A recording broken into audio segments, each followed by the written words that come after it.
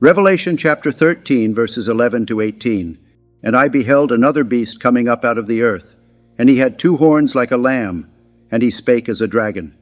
And he exerciseth all the power of the first beast before him, and causeth the earth and them which dwell therein to worship the first beast, whose deadly wound was healed. And he doeth great wonders, so that he maketh fire come down from heaven on the earth in the sight of men, and deceiveth them that dwell on the earth by the means of those miracles which he had power to do in the sight of the beast, saying to them that dwell on the earth, that they should make an image to the beast, which had the wound by a sword, and did live. And he had power to give life unto the image of the beast, that the image of the beast should both speak, and cause that as many as would not worship the image of the beast should be killed.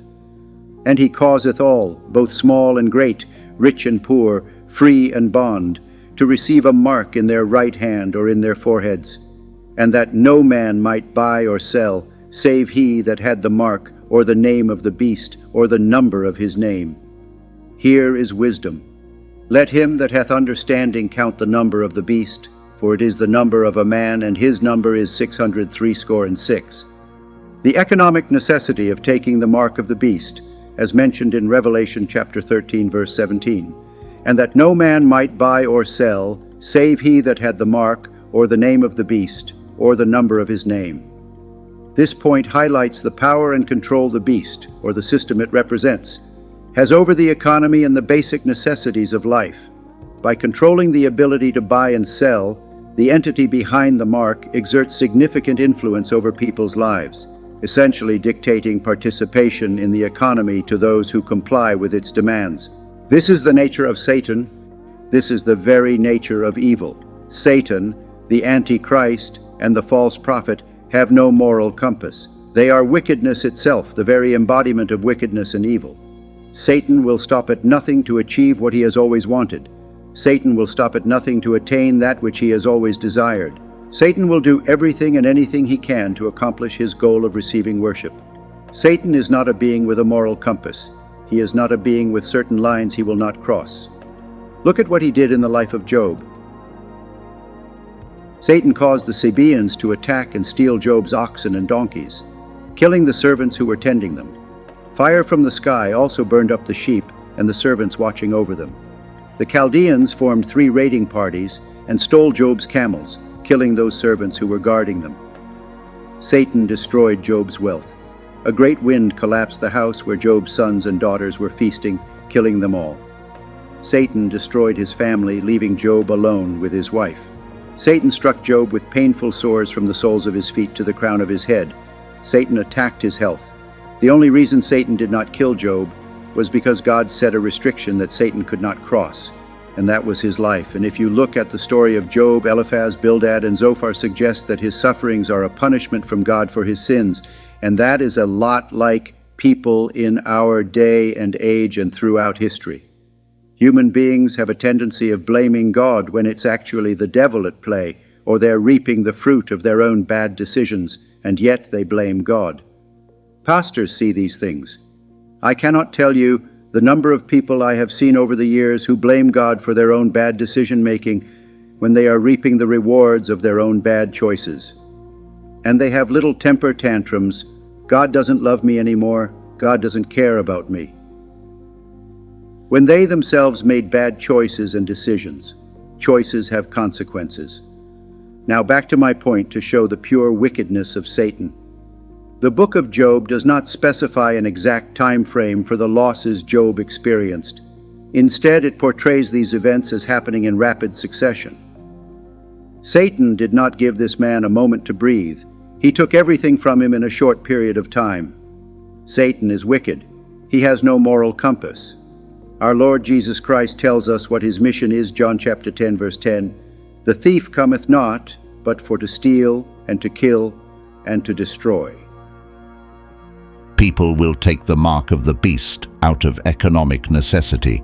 Individuals who refuse the mark based on their belief in Christ or ethical convictions face not just religious persecution, but economic marginalization. This raises questions about the rights to economic participation and freedom of belief, illustrating how economic pressure can be used to enforce ideological conformity or enforce ideological obedience. Right now, in the countries we live in, this idea seems far off. It even seems inconceivable. However, in the last 5 years, God has been opening the eyes of many people, including many Christians. And this idea of economic coercion is not a far-off idea, but it is something that many Christians can see on the horizon. And you know I am telling the truth. You see the direction the world is going. Never in human history has it been so apparent, the direction of the world. It's almost as if we are on the precipice of the book of Revelation unfolding before our eyes. Simply look at the technological advancements in the age you live in. Your phone has more information on you than anything else. What you buy, what you listen to, where you go, what you speak about. I know this must have happened to you once, but you mention a product. Let's say, for example, you mention wanting to buy a new mattress to your spouse in a conversation, and the next thing you know, you are seeing adverts pop up for mattresses. That is no accident. The infrastructure for the rule and reign of the Antichrist is literally here. Everything he needs to have the level of control described in Revelation is here. Take, for instance, a hypothetical scenario. A single mother of 2 struggles daily to provide for her family. With the introduction of the mark, her already difficult situation becomes dire. Without the mark, she can no longer buy groceries at her local supermarket, access her bank account, or even pay for basic utilities. Faced with the unbearable thought of her children going hungry and the cold nights without electricity, this woman wrestles with her knowledge of the ramifications of taking the mark of the beast. Despite her resistance, the immediate need to ensure her and her loved ones' survival compels her to reluctantly accept the mark, sacrificing her spiritual peace for their well-being. Just think about it, really and truly. Can you not see the world shaping into the world foretold in Revelation chapter 13? Real people will break and accept the mark of the beast under the pressure of meeting their everyday needs. Just imagine how people will see those with the mark prospering, surviving and living good lives. And accepting the mark will also lead you to live this good life also. Revelation chapter 13 verse 18. Here is wisdom. Let him that hath understanding count the number of the beast, for it is the number of a man, and his number is 666. This is the number of the first beast. This beast is not the devil. This beast is not a system. This beast is not the devil. This beast is not a system, but this beast is the Antichrist, a literal man. He is Satan's chief agent. He is a man that will speak publicly and pompously against the Most High. He shall change the laws of the world for his own agenda. And one of the laws he will change is that he will enforce his mark, 666, on the inhabitants of the earth. Now the Bible in the book of Revelation gives us wisdom. Stating in Revelation chapter 13 verse 18, here is wisdom. In other words, the Bible is warning us, alerting us, that when you see this number, you may know who is behind the number, and the person is the Antichrist. There are some theologians who speculate that the Antichrist is already on the earth today, and he is somewhere in the world right now, waiting for the stage to be set for his arrival on the world stage. I personally don't know if this is true or not, but one thing we do know is that his spirit is hard at work, going across the world, preparing the world systems and preparing the hearts of men and women for his arrival. The spirit of the Antichrist is preparing the stage for his arrival. The Bible does not go into detail about the significance of his mark, but one thing we do know is anyone that accepts the mark of the beast is automatically and eternally ineligible from entering heaven, because they have been marked with the identity of the Antichrist. However, what the Bible does reveal to us in Revelation chapter 13 and the surrounding chapters is that accepting the mark is somewhat a declaration of worship. Revelation chapter 14 verses 9 to 10. And the third angel followed them, saying with a loud voice, "If any man worship the beast and his image, and receive his mark in his forehead or in his hand, the same shall drink of the wine of the wrath of God, which is poured out without mixture into the cup of his indignation, and he shall be tormented with fire and brimstone in the presence of the holy angels and in the presence of the Lamb."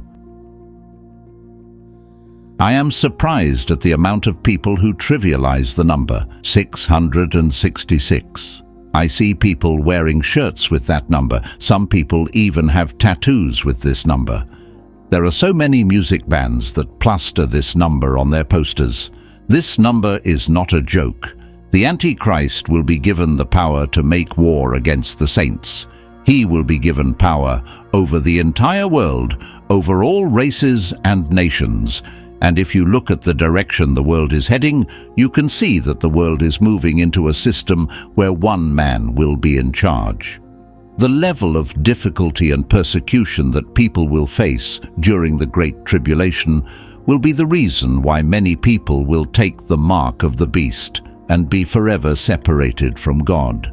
Look at it this way. Right now, some Christians, not all of them, but some Christians living in historically quote-unquote Christian countries find it hard to publicly confess Christ to their friends or at their workplace out of fear of losing their job, or shame, or being looked at as weird, or being made fun of.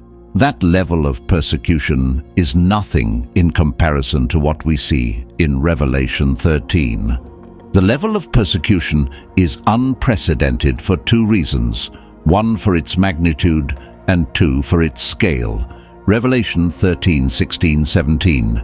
And he causeth all, both small and great, rich and poor, free and bond, to receive a mark in their right hand or in their foreheads, and that no man might buy or sell, save he that had the mark, or the name of the beast, or the number of his name.